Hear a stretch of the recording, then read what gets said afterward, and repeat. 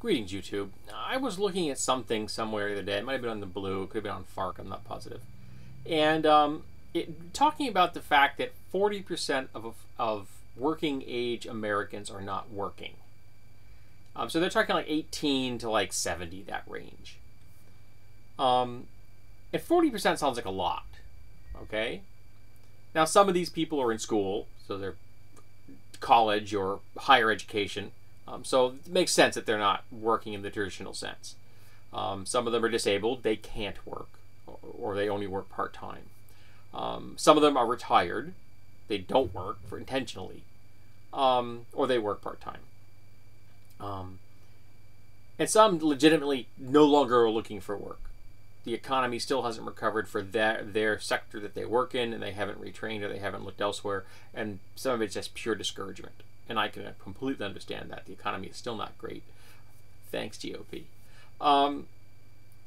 But one of the things that really bugged me about this, and I apologize, I don't have a link to the study, so I'm just talking about this in general. I'm making a point. I'll get there in a minute. The title will give it away. That 23 of those 40 points are stay-at-home parents, the bulk of which, the vast bulk of which, are women. And they consider that not working, which is utter bullshit. If you're a stay-at-home parent, particularly, say, if you're homeschooling, that's a full-time job. I get a buddy that's a stay-at-home parent, and he homeschools. That's a full-time gig, okay? It's a job that essentially never ends. You don't get time off from your kid, all right? And the fact that we undervalue what is traditionally women's work is just another example of the toxic patriarchy in the world. And it irritates me so much, it angers me so much that we do this. That we say, well, you know, it's women's work. They're just being parents. That's not really work. Yes, it is. It's unpaid work, and that is also bad.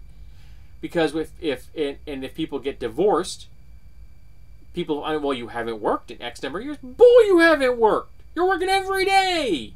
Because there is no, W-2 form, we don't treat it like a job, and we should.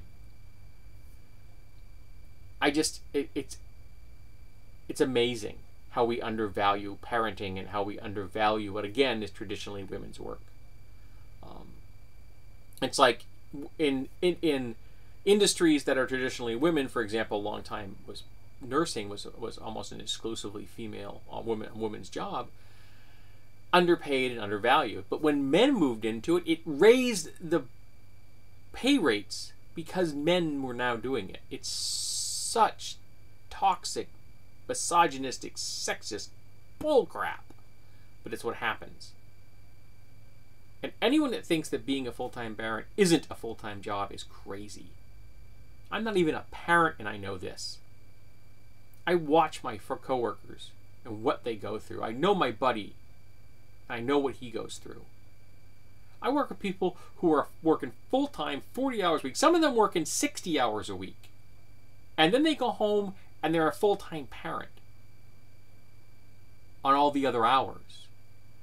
Some are breaking their shifts up, so they're working an off shift while their partner works a different shift. So their children have, the proper kind of parental guidance they need. And these people are going without sleep. They're tag teaming just to survive because our economy is so horrible that we need both those parents have to desperately function in the workforce. No one gets by on a single income any longer. Especially if you have like one or two children. But we should not consider full-time parents as not working. We should redo studies and reconfigure that. As a society, we have to value what full-time parents do, who are, again, the bulk of which are women.